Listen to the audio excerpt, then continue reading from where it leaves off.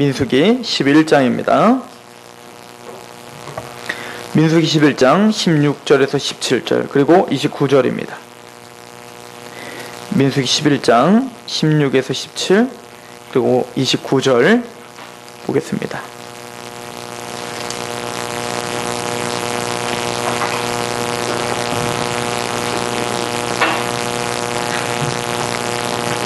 우리 한 목소리로 봉독하도록 하겠습니다. 16절입니다. 민수기 11장 16절 시작. 여호와께서 모세에게 이르시되 이스라엘 노인 중에 내가 알기로 백성의 장로와 지도자가 될 만한 자 70명을 모아 내게 데리고 와 회막에 이르러 거기서 너와 함께 서게 하라. 내가 강림하여 거기서 너와 말을 하고 내게 임한 영을 그들에게도 임하게 하리니 그들이 너와 함께 백성의 짐을 담당하고 너 혼자 담당하지 아니하리라. 29절입니다. 시작. 모세가 그에게 이르되 내가 나를 두고 시기하느냐. 여호와께서 그의 영을 그의 모든 백성에게 주사 다 선지자가 되게 하시기를 원하노라. 아멘. 우리 잠깐 기도하도록 하겠습니다. 하나님 아버지, 하나님의 말씀으로 우리를 다스려 주시고 또 하나님 우리를 붙잡아 주옵소서. 이 귀한 시간 우리가 또한 무지한 마음을 내려놓고 또 강팍한 마음을 부드럽게 하여 예수 그리스도의 말씀 앞에 섭니다. 전하는 사람이나 듣는 사람이나 하나님의 말씀 앞에 서서 성령님의 주권 가운데 역사하심에 순종할 수 있는 시간 될 수 있도록 인도하여 주시옵소서. 귀한 시간 하나님께 위탁합니다. 예수 그리스도의 이름으로 감사하며 기도하옵나이다. 아멘.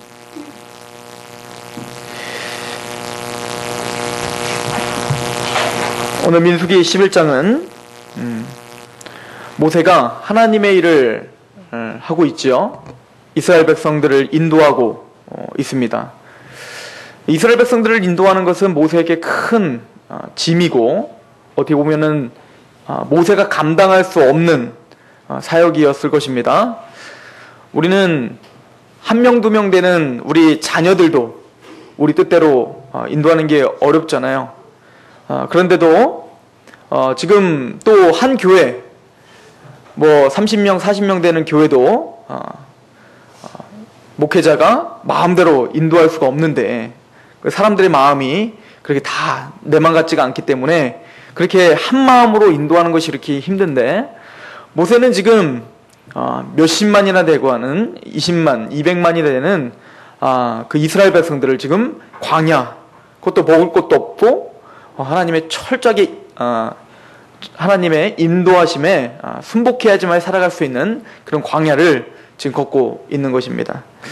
모세는 너무나 힘이 들었습니다. 하나님의 말씀을 선포하지만 그 말씀에 순종하지 않고 순복하지 않고 원망만 하는 그 이스라엘 백성들의 그 원망 앞에 너무너무 힘이 들어서 하나님 앞에 지금 부르짖고 있는 장면입니다. 내가 이들을 낳았습니까? 내가 이들의 아비입니까? 하나님 왜 나에게 이런 짐을 주셨습니까? 나는 그런 능력도 안 되고 나는 그런 자격도 안 되는데 또 내가 할 수 없다라고 했을 때 하나님이 그렇게 나를 지도자로 세워놓고 왜 나에게 이렇게 힘들게 하십니까? 라고 하는 원망을 할 때 하나님은 나 혼자 이 짐을 짊어질 수 없습니다라는 모세의 말 앞에 하나님이 70명을 데려와라 라고 합니다. 이 짐을 너 혼자 짊어지지 않고 그 70명의 그 장로들을 세워서 하나님이 그들과 함께 하겠다라고 이야기합니다. 그래서 모세의 짐을 같이 짊어질 중간 지도자들을 세우는 장면이 지금 민수기 11장에 나오고 있는 거죠. 근데 여기 봤더니 16절에 이렇게 말합니다. 여호와께서 모세에게 이르시되 이스라엘 노인 중에 내가 알기로는 백성의 장로와 지도자가 될 만한 70명을 모아 내게 데리고 와 회막에 이르러 거기서 너희와 함께 서게 하라. 그러면 어떻게 할 것입니까? 그렇게 모이면 내가 강림하여 하나님께서 친히 강림해 주시겠다라고 말합니다. 그리고는 너와 말하고 내게 임한 영을 그들에게도 임하게 하리라. 지금 하나님의 역사를, 하나님의 뜻의 역사를 모세가 담당할 수 있었던 이유는 뭡니까? 모세의 힘으로 하는 것이 아니라 지금 누구의 힘으로 하고 있습니까? 하나님의 영이 임하여서 지금 모세가 그 놀라운 사역을 감당하고 있는 것처럼 모세에게만 임했던 그 영을 누구에도 나눠주겠다? 그 70 장로들에게도 나누어 주겠다라고 이야기를 합니다. 그리고는 정말 그 약속대로 그 70 장로들에게 하나님의 영이 강하게 임하는 장면이 나옵니다. 그리고 우리 24절을 한번 볼까요? 24절. 모세가 나가서 여호와의 말씀을 백성에게 알리고 백성이 장로 70인을 모아 장막에 둘러 세우매 여호와께서 구름 가운데 강림하사 모세에게 말씀하시고 그에게 임한 영을 70 장로에게도 임하게 하시니 영이 임하신 때에 그들이 무엇을 합니까? 예언을 하기 시작합니다. 즉 하나님의 말씀을 맡아서 대언하고 선포하는 역사가 이제 일어나기 시작합니다. 즉 하나님의 영이 임하면 평범했던 사람들이 어떠한 역사가 일어납니까? 하나님의 말씀을 대언하고 하나님의 뜻을 전파하는 예언을 하기 시작하기 합니다. 자, 이걸 가만히 봤던 여호수아가 이것은 누구의 역할이었어요? 모세의 역할이었잖아요. 모세가 하나님의 말씀을 맡아서 백성들에게 전파해줬고 선포하는 역할을 했는데 지금 많은 백성들이 또 그렇게 하고 있다는 얘기입니다. 그걸 보던 여호수아는 이렇게 이야기를 합니다. 26절에 이렇게 말합니다. 그 기명된 자 중 엘닷이라고 하는 자와 메닷이라고 하는 자 두 사람이 진영에 머물고 장막에 나아가지 아니하였으나 그들에게도 영이 임하였으므로 진영에서 예언하기 시작하는 겁니다. 아니 평범했던 어떤 사람들이 하나님이 영이 임하니까 어떻게 해요? 막 예언을 하기 시작하는 거예요. 그랬더니 27절에 한 소년이 달려와서 모세에게 전하여 이르되 엘닷과 메닷이 진중에서 예언하나이다 하매 택한 자 중 한 사람 곧 모세를 섬기는 눈의 아들 여호수아. 그 여호수아가 뭐라고 하냐면 내 주 모세여 그들을 말리소서. 그들이 지금 모세가 해야 될 그 하나님의 영을 받아서 예언하는 일을 지금 그들이 하고 있습니다. 지금 말려주세요 라고 이야기를 합니다. 그때 모세가 대답하는 장면이 오늘 본문입니다. 다시 한번 읽어볼까요? 29절 시작. 모세가 그에게 이르되 내가 나를 두고 시기하느냐 여호와께서 그의 영을 그의 모든 백성에게 주사 다 선지자가 되게 하시기를 원하노라. 하나님의 뜻과 하나님의 소망에는 어느 특정한 사람만 하나님의 영을 받아서 예언하는 것이 아니라 하나님의 모든 백성이 다 하나님의 영을 받아 선지자가 되기를 원한다. 믿으십니까? 하나님은 하나님의 모든 백성들이 예언자가 되길 원합니다. 모든 백성들이 하나님의 선지자가 되길 소망합니다. 그런데 이 소망과는 다르게 구약시대에는 모두가 다 선지자는 아니었습니다. 모두가 다 예언자는 아니었단 말이에요. 모두가 다 하나님의 영이 임했던 것이 아니었어요. 특별히 하나님의 택함 받은 몇 사람들에게만 하나님의 영이 임했습니다. 그리고 하나님의 영이 임해서 하나님의 말씀을 대언하는 사역을 몇 사람들만 했어요. 우리는 그들을 구약의 선지자라고 합니다. 그래서 선지자는 단순히 여러분들이 알고 있는 에레미야, 이사야, 에스겔 이런 사람들만 선지자라고 말하지 않고 예를 들어서 아브라함도 선지자라고 성경에 써 있어요. 왜냐하면 하나님의 말씀을 듣잖아요. 하나님의 음성을 듣지 않습니까? 그 음성 가운데 또 그 음성을 전파하는 자지 않습니까? 그래서 노아도 선지자고 아브라함도 그렇게 하나님의 몇 사람들 특별히 세움받은 몇 사람들에게 하나님의 영이 임해서 하나님의 말씀을 대언하는 선지자요 예언자로 세우는 역사를 보여주고 있습니다. 또 그런 선지자들과 예언자뿐만 아니라 여러분들이 잘 알고 있는 사사기 아시죠? 그 사사들도 어떻게 합니까? 이스라엘 백성들에게 어떤 문제가 생기고 이방 민족에게 어떤 압제를 당했을 때 하나님의 백성들을 구원하기 위해서 하나님의 영이 갑자기 임하셔서 특정한 사람에게 갑자기 임하셔서 어떻게 하는 거예요? 능력으로 힘으로 어떻게 하는 거예요? 그 이방 세력들을 제압하는 권세를 부여하는 역할을 하고 있습니다. 즉 그 역할은 누가 하시는 겁니까? 바로 하나님의 영 성령님이 하시는 거예요. 그 성령님은 신약시대에만 역사하셨던 것이 아니라 언제도 역사하셨습니까? 구약시대에도 하나님의 사람들 특별히 선지자들, 예언자들, 사사들 그 많은 하나님의 사람들을 능력으로 역사하게 하고 또 뭡니까? 하나님의 말씀을 능력으로 대언하고 전파하는 일에 쓰임받을 때 반드시 역사하셔야 되는 분이 누구라고요? 성령님이라는 것입니다. 그런데 모세는 놀라운 이야기를 오늘 우리에게 하고 있는 겁니다. 모두가 하나님의 모든 사람들이 다 선지자가 되길 원한다. 그래서 이 모세의 예언과 이 하나님의 마음의 전파는 구약의 선지자들도 그 모세의 예언을 받아서 끊임없이 예언하고 있습니다. 그래서 마지막 때가 되면, 종말 때에는 하나님의 영이 강하게 임할 것이다. 그래서 모두가 다 예언을 하게 될 것이다. 모두가 다 선지자가 될 것이다 라고 예언을 하기 시작합니다. 우리 이사야서를 보면, 이사야 44장 3절에 보면, 나는 목마른 자에게 물을 주며 마른 땅에 시내가 흐르게 하며 나의 영을 내 자손에게, 나의 복을 내 후손에게 부어주리라. 하나님의 영을 나의 자손에게 어떻게 할 거라는 거예요? 부어주시겠다라고 말합니다. 특정한 몇 사람들에게만 하나님이 그때그때마다 임하는 것이 아니라 하나님의 자손들, 그 후손들, 약속의 자녀들에게 하나님은 하나님의 영, 성령님을 어떻게 하시겠다는 거예요? 부어주시겠다라고 예언을 합니다. 그리고 요엘서는 이렇게 예언합니다. 한번 볼까요? 요엘서 보십시오.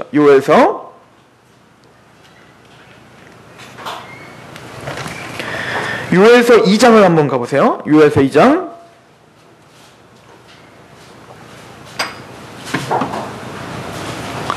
16절에서 21절입니다.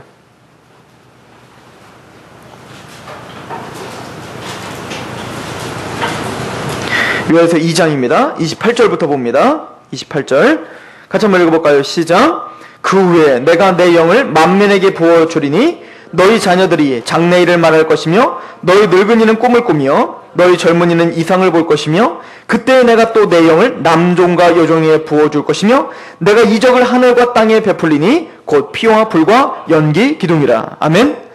마지막 때가 되면 그 후에 내가 내 영, 하나님의 영을 강하게 부어줄 것이다. 근데 누구에게 부어줍니까? 능력의 사람에게 부어주는 게 아니에요. 어떤 특정한 사람에게 부어주는 게 아니라 뭐라고 말합니까? 늙은이에게 부어줄 것이며 또 자녀들에게 장래를 말하게 할 것이며 또 젊은이들에게 이상을 보게 할 것이며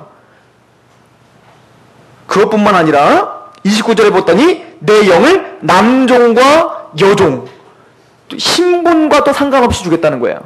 지체 높은 신분에만 주는 것도 아닙니다. 그 당시에 종들, 아무런 인간적으로는 아무런 자격이 안 되는 사람들에게도 뭐가 부어져요?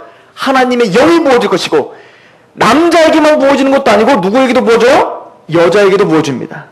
또한 장성한 하나님의 일을 할 수 있는 능력의 사람인 것처럼 보이는 장성한 사람에게만 부어지는 것이 아니라 누구에게도 부어져요? 자녀들에게도 부어집니다. 또 누구에게도 부어집니까? 아무것도 이제 노쇠해서 아무것도 할 수 없을 것 같은 그런 나이 많으신 지체 높으신 분들도 어떻게 합니까? 그분들에게도 뭡니까? 하나님의 영은 부어집니다. 즉 남녀노소 어떤 신분과 상관없이 하나님의 백성 모두에게 다 어떻게 할 거라는 거예요? 하나님의 영이 임하게 될 것이다 라고 요엘서는 선포하고 있는 거예요. 믿으십니까? 근데 언제 일어난다고요? 마지막 때 일어난다라고 이야기를 합니다. 그리고는 그 마지막 때가 성취가 됐을까요? 안 됐을까요? 성취가 됐습니다. 이 요엘서의 이 예언이 이미 성취가 됐다는 얘기예요. 언제 성취가 됐어요? 오순절 성령 강림 때 성취가 됐다는 얘기입니다. 사도행전을 보십시오. 사도행전 2장입니다.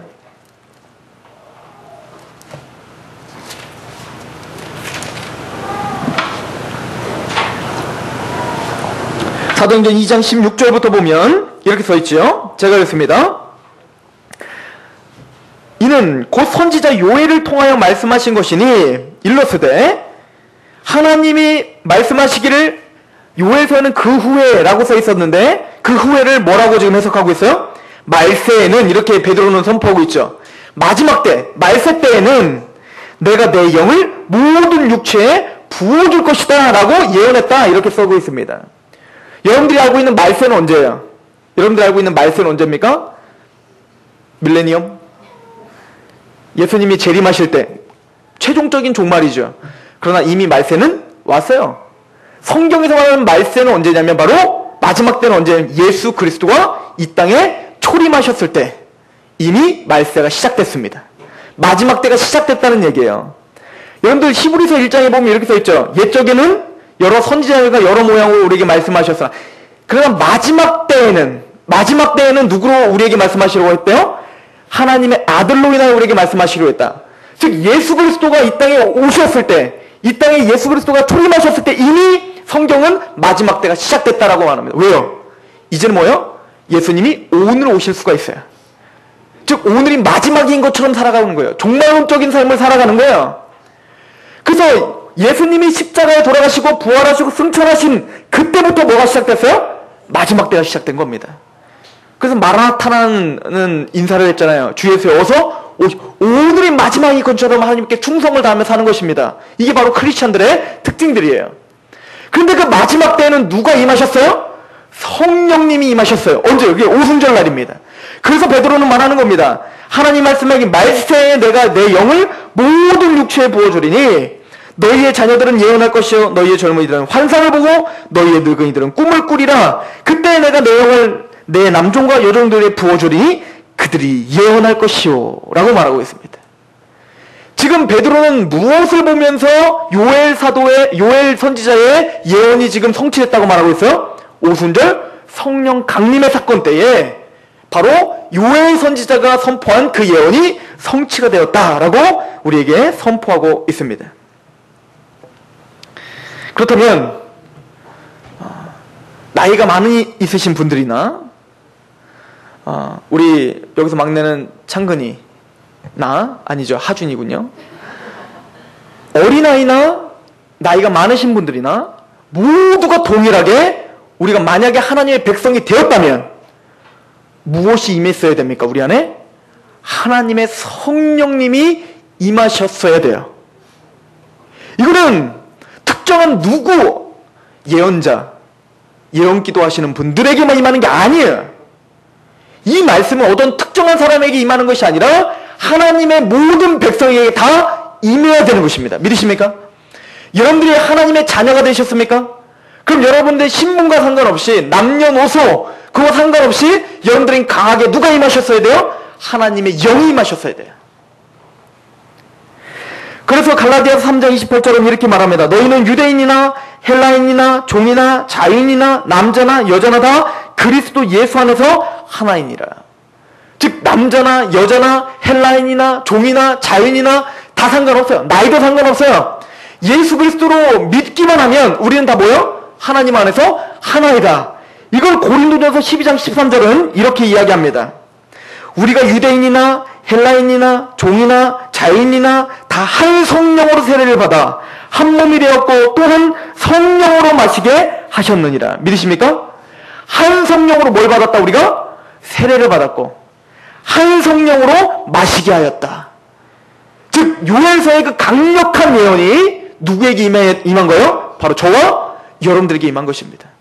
여러분들이 예수 그리스도의 복음을 믿고 예수 그리스도의 십자가를 믿고 구원을 받고 이게 정말 믿어지는 분들이라면 여러분들 안에 이미 성령님이 강하게 임재하신 거예요.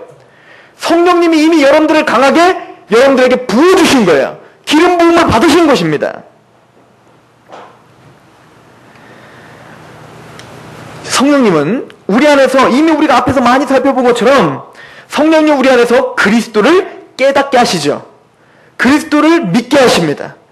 그리스도를 예수 그리스도가 우리의 구세주라고 예수님이 나의 구원자라고 그걸 강하게 믿게 하시는 분이 누굽니까? 성령님이에요. 그래서 성령으로 말미암지 않고는 예수를 주라 시인할 수 없다고 말하고 있습니다. 이것이 여러분들 안에 이미 기적이 시작된 것입니다. 성령님이 여러분들을 지금 장악하기 시작하신 거예요. 우리 요한일서에는 이런 말씀이 써 있습니다. 한번 볼까요? 요한일서 2장입니다. 요한일서 2장 20절.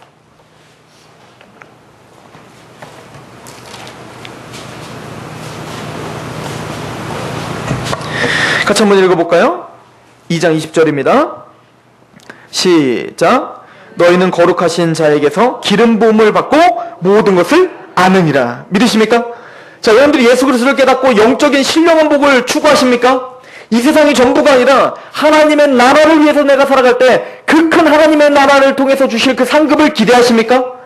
그것을 우리는 몰랐던 사람이에요. 그것을 깨달으셨습니까?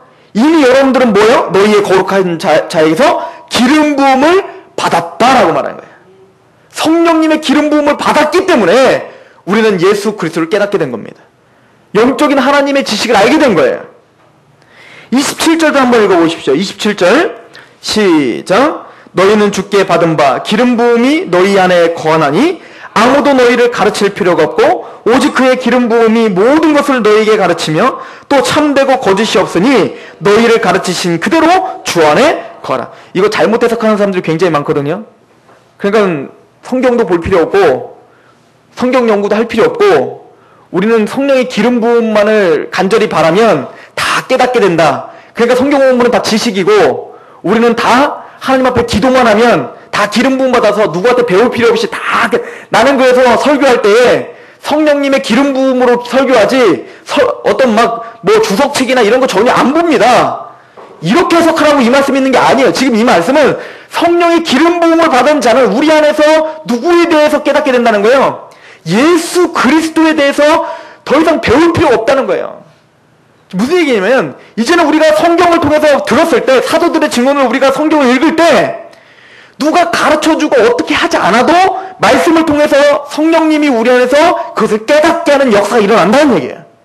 이해가십니까? 복음을 들었을 때 우리가 뭔가 인간적인 어떤 막 기가 막힌 내가 지혜가 많아갖고 똑똑해서 깨달은 게 아니라 성령님의 능력으로 이 복음이 우리 안에 인쳐지고 복음이 깨달아졌다는 얘기야. 왜냐면 고린도전서 1장에 하나님의 지혜는 세상의 지혜로 알 수 없다라고 말하기 때문에 그렇습니다. 이해가십니까? 즉 말씀을 볼 때, 설교를 들을 때, 또 여러분들이 성경 공부를 할 때, 또 연구를 할 때, 성경의 하나님의 말씀을 들을 때 성령님이 여러분들 안에서 어떻게 한다는 거예요? 그 말씀을 알게 하고 깨닫게 하고 인쳐주고 그것을 뭡니까? 적용할 수 있도록 성령님이 여러분들을 붙잡아 주시겠다는 거예요. 믿으십니까? 그 기름 부음 이미 여러분들은 확보하신 분들입니다. 만약 여러분들이 구원을 받으셨다면, 중생의 체험이 있다면, 말씀으로 성령님의 능력으로 우리 안에 예수 그리스도가 확고하게 믿어지신다면 성령님이 여러분들을 주장하고 계십니다.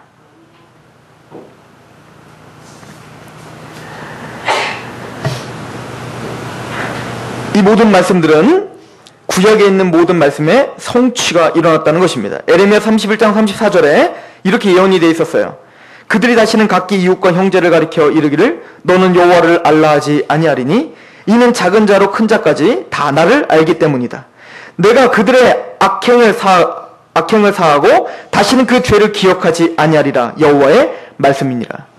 새언약의 시대 때는, 새 시대 때는, 즉 신약 시대에는 성령님이 강하게 임재하시고 말씀이, 복음이 우리 안에 인쳐지는 역사가 일어나요. 중생의 체험이 일어나는 거예요. 믿음은 들음에서만 들으면 그랬을 때 말씀으로 말미암죠. 정확한 복음의 말씀이 전파됐을 때 성령님이 누가 가르쳐주지 않아도 성령님이 그 정확한 복음을 들었을 때 우리 안에 강하게 임재하셔서 깨닫게 하십니다. 그래서 나이 많은 사람이나 적은 사람이나 누가 가르쳐주지 않아도 그냥 알게 돼요. 아, 나를 구원하시기 위해서 예수 그리스도가 십자가에 돌아가신 거구나. 그것이 그냥 깨닫게 되는 거예요.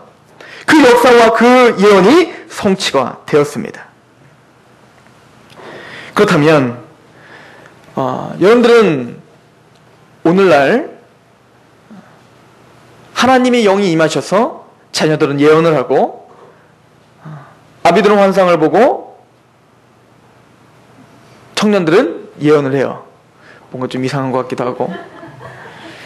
그럼 여러분들도 동일하게 하나님의 영이 강하게 여러분들에게 임하셨다면 여러분들은 선지자가 되셨어야 됩니다. 여러분들은 예언자가 되셨어야 돼요. 이해가세요? 이것이 하나님의 소망이요 소원입니다. 여러분들을 구원시킨 것은 단순히 죄 가운데서 구원시키고 천국 보내는 것 끝나는 것이 아니라 여러분들 더 적극적으로는 여러분들 선지자로 이 땅에 심어주신 것입니다. 여러분들은 선지자와 예언자로 이 땅에 심어주신 거예요. 그럼 여러분들은 예언을 하고 있어야 됩니다. 여러분들은 환상을 보고 계셔야 돼요. 여러분들은 어떤 꿈을 꾸고 계셔야 돼요. 이해가십니까? 하나님의 꿈을 꾸셔야 되고 하나님의 환상을 보시면서 오늘날 그 환상과 꿈을 선포하는 선지자셔야 됩니다. 이것은 단순히 목회자만 하는 것이 아닙니다. 어느 특정한 예언자만 하는 것이 아닙니다. 모두가 해야 돼요. 왜요? 이것이 하나님의 소원이시기 때문에 그렇습니다. 우리 사도행전에 한번 가봅시다. 그럼 사도행전에 강력한 오순절 성령의 강림의 사건이 일어났을 때 그 그 요엘서에 그 예언이 성취가 됐을 때 어떠한 일이 벌어졌습니까? 그 벌어진 일이 우리에게도 벌어져야 됩니다. 믿으십니까? 자, 사도행전 2장에 보면 17절에 하나님의 말씀을 말세에 내가 내 영을 모든 육체에 부어주리니 너희의 자녀들은 예언할 것이요 너희 젊은이들은 환상을 보고 너희의 늙은이들은 꿈을 꾸리라. 그때 내가 내 영을 내 남종과 여종들에 부어주리니 그들이 무엇을 할 거라는 거예요? 예언할 것이라는 거예요. 예언. 우리 중학교 다니는 우리 청소년도 마찬가지고 지금 직장생활하고 있는 우리 성도님들도 마찬가지고 또 가만히 집에서 주부로서 하나님 앞에 헌신하고 있는 그런 성도님들도 마찬가지입니다. 또 목회자인 저도 마찬가지입니다. 반드시 예언하셔야 됩니다. 그리고 그 예언이 뭡니까? 예언. 그 하나님의 오른쪽 성령이 강하게 임재했을 때 예언은 바로 이것입니다. 2장 11절 한번 읽어보세요. 사도행전 2장 11절 같이 봉독합니다. 시작. 그레데인과 아라비아인들이라 우리가 다 우리의 각 언어로 하나님의 큰 일을 말함을 듣는도다 하고. 무엇을 선포하는 것이 예언이라고요? 하나님의 큰 일을 선포하는 겁니다. 하나님이 우리에게 행하신 그 큰 일을, 이것을 예언하게 되는 거예요. 사도 베드로가 지금 요엘서처럼 하나님의 영이 강하게 임하니까 모든 자가 다 예언자가 됐다라고 말하면서 사도 베드로가 이제는 무엇 합니까? 너희들이 어떻게 될 것이다. 너희들은 어디 학교에 갈 것이다. 너희들은 이제는 어떻게 되면 이렇게 하면 하나님 순종하면 이렇게 될 것이다. 너희들은 이제는 몇 날 며칠이 되면 하나님이 이렇게 역사하실 것이다. 어디 지진이 날 것이다. 너희들은 이제 저주가 될 것이다. 어디를 가면 너희들은 복 받을 것이다. 어디 학교를 가면 너희들은 승승장구할 것이다. 이런 예언한 거 아니에요. 하나님의 큰 일을 선포하는 예언을 하게 된다는 얘기예요. 이해하십니까? 그럼 사도 베드로가 선포했던 그 큰 일이 무엇입니까? 여러분들 2장부터 3장, 4장 한번 쭉 읽어보세요. 사도행전. 사도 베드로가 어떤 걸 예언하고 있었는가? 너희들이 잡아 죽인 예수 그리스도가 우리의 구주가 되셨다. 그분은 능력으로 부활하셨다. 회개하라. 예수 그리스도 외에는 구원 얻을 다른 이름을 주신 적이 없다. 이것을 목숨을 걸고 전파하는 역사가 시작됩니다. 이해가세요? 이것이 하나님의 큰일이에요. 하나님의 영이 임한 사람은 하나님의 복음을 맡은 자가 된 거예요. 그럼 그 복음을 담대하게 선포하는 예언자가 되는 것입니다. 이것을 사도행전은 지금 우리에게 말하고 있는 거예요. 하나님의 큰일에 대한 예언을 값어치 없는 것으로 그 격을 떨어뜨리지 마십시오. 베드로가 선포했던 것을 우리 몇 가지만 봅시다. 사도행전 4장 7절을 보세요. 사도행전 7절부터 제가 봅니다. 사도들을 가운데 세우시고 묻되 너희가 무슨 권세와 누구의 이름으로 이 일을 행하였느냐? 이르되 베드로가 성령이 충만하여, 성령 충만합니다. 하나님의 영이 가득합니다. 이르되 백성의 관리들과 장로들아, 만일 병자에게 행한 착한 일에 대하여 이 사람이 어떻게 구원을 받느냐고 오늘 우리에게 질문한다면 너희가 모든 이스라엘 백성들을 알라. 너희가 십자가에 못 박고 하나님이 죽은 자 가운데 살리신 나사렛 예수 그리스도의 이름으로 이 사람이 건강하게 되어 너희 앞에 섰느니라. 이 예수는 너희 건축자에 버린 돌로서 집 모퉁이의 머릿돌이 되었느니라. 다른 이로서 구원받을 수 없나니 천하 사람 중에 구원을 받을 만한 다른 이름을 우리에게 주신 일이 없음이라 하였더라. 담대하게 하나님의 영이 가득하니 하나님의 복음을 전파하고 있는 거예요. 우리를 구원시켜줄 오직 유일한 이름 바로 예수 그리스도밖에 없습니다. 이것을 담대하게 전파하는 자가 되는 것입니다. 이것이 바로 모세에게 하나님이 주셨던 그 마음의 소망이었던 것입니다. 모든 사람이 선지자가 되기를 원한다. 모든 사람이 예언자가 되기를 원한다. 특정한 누구만 예언하는 것이 아니라 모두가 다 예언하기를 바란다. 왜요? 하나님의 큰 일을 선포하기 때문에 그렇습니다. 하나님의 복음을 전파하는 자가 되기 때문에 그렇습니다. 자녀들이나 늙은이나 또 뭡니까? 오늘 써있는 것처럼 청년들이나 남종이나 여종이나 신분과 상관없이 모두가 다 하나님의 복음을 전파하는 자가 되어야 될 줄로 믿습니다. 이것이 성경이 우리에게 주시는 메시지입니다. 28장도 보세요. 4장 28절 보세요. 28절. 하나님의 권능과 뜻으로 이루려고 예정하신 그것을 행하려고 이 성에 모였나이다. 주여 이제도 그들의 위협함을 굽어보시고 또 종들로 하여금 담대히 하나님의 말씀을 전하게 하여 주시오며 손을 내밀어 병을 낫게 하옵시고 표적과 기사가 거룩한 종 예수의 이름으로 이루어지게 하옵소서 하였더라.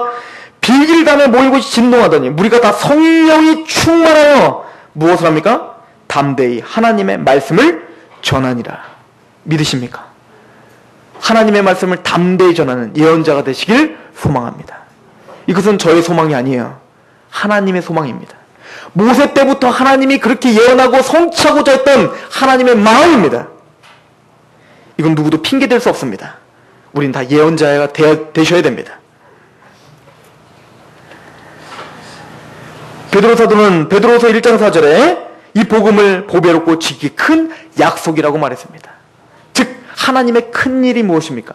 바로 보배롭고 지극히 큰 약속. 예수 그리스도를 믿으면 구원을 받는다. 이 복음을 담대히 선포하는, 그 큰 일을 담대히 선포하는 하나님의 예언자들, 바로 저와 여러분들입니다. 성도들은 하나도 빠짐없이 다 하나님의 말씀을 맡은 자들이 되었습니다. 우리 고린도후서를 잠깐 보도록 하겠습니다. 그래서 사도 바울은 이렇게 선포하고 있는 거예요. 고린도후서 5장입니다.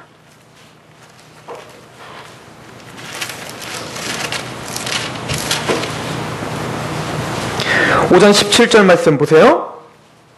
같이 한번 읽어봅시다. 시작. 그런 중 누구든지 그리스도 안에 있으면 새로운 피조물이라 이전 것은 지나갔으니 보라 새 것이 되었습니다. 우리가 거듭났습니다. 중생했습니다. 성령님의 능력으로 거듭나는 체험을 했습니다. 18절에 모든 것이 하나님께로부터 났으며 우리가 한 것이 아니에요. 하나님의 성령님의 능력으로 하나님께로부터 난 거예요. 믿으십니까? 그가 그리스도로 말미암아 우리를 자기와 화목하게 하시고 또 우리에게 무엇을 주십니까? 화목하게 하는 직분을 주셨어요. 단순히 우리만 예수님을 통해서 하나님과 화목하게 되는 것으로 끝나는 게 아니라 모든 성도들은 다 뭐예요? 하나님과 죄인들을 화목하게 하는 직분을 줍니다. 어떻게? 19절 시작. 곧 하나님께서 그리스도 안에 계시사 세상을 자기와 화목하게 하시며 그들의 죄를 그들에게 돌리지 아니하시고 화목하게 하는 말씀을 우리에게 부탁하셨어요. 지극히 큰 보배로운 약속, 하나님의 큰일, 그게 뭐예요? 약속이죠. 화목하게 하는 말씀, 복음입니다. 이 복음을 구원받은 우리에게 다 어떻게 했다는 거예요? 하나님이 오늘 부탁하셨다고요. 저와 여러분들에게 부탁하셨다는 거예요.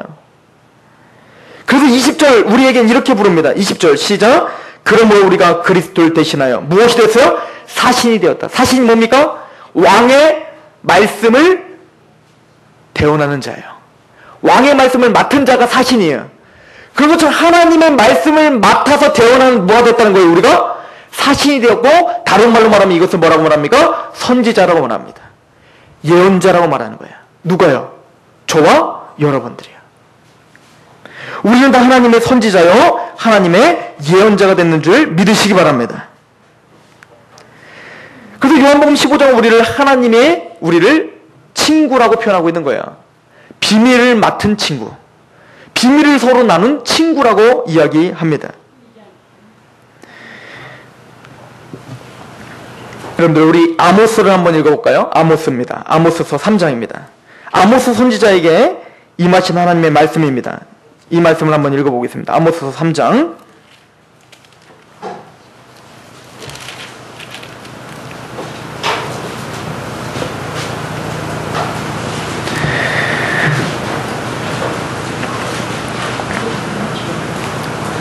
우리 3장 7절 한번 읽어보겠습니다. 3장 7절 시작. 주 여호와께서는 자기의 비밀을 그 종 선지자들에게 보이지 아니하시고는 결코 행하심이 없으시니라. 믿으십니까? 하나님은요, 하나님의 심판, 하나님의 구원, 이 모든 하나님의 큰 일을 먼저 누구에게 알리십니까? 하나님의 선지자들에게 알리십니다. 그렇게 뭔가 누구에게 알리시지 않고는 하나님이 아무 경고도 없이 그냥 갑자기 심판하시는 일은 없어요. 구원하실 때에도 하나님이 하셨구나를 깨닫게 하기 위해서 먼저 선지자를 통해서 먼저 알려주십니다. 내가 이렇게 구원할 거야. 그것을 먼저 선포하게 하신 다음에 어떻게 하는 거예요? 구원을 받은 후에 이것이 그 그 예언대로 하나님이 우리를 구원시켜 준 거구나를 깨닫게 하시기 위해서 반드시 선지자에게 비밀을 알려주시고 하나님의 일을 행하십니다. 그런데 오늘 누구에게 그 비밀을 알려주셨다는 거예요? 바로 저와 여러분들에게 그 비밀을 알려주셨다는 거예요. 예수 그리스도를 믿기만 하면 다 구원을 받는단다. 그런데 만약에 그 예수 그리스도의 이름을 값어치 없이 여기고 노아의 때처럼 노아의 사위들처럼 농담으로 여기고 장난으로 여기고 경홀히 여기고 그 복음의 메시지를 장자의 축복을 경홀히 여겼던 에서처럼 아무런 무가치하게 여긴다면 노아의 심판처럼 에서가 그렇게 저주를 받은 것처럼 저주를 받을 수밖에 없단다. 이걸 누구에게 알려주셨습니까? 오늘 저와 여러분들에게 알려주신 거예요. 누가 임하심으로? 성령님이 임하심으로 그걸 깨닫게 하셨다는 얘기예요.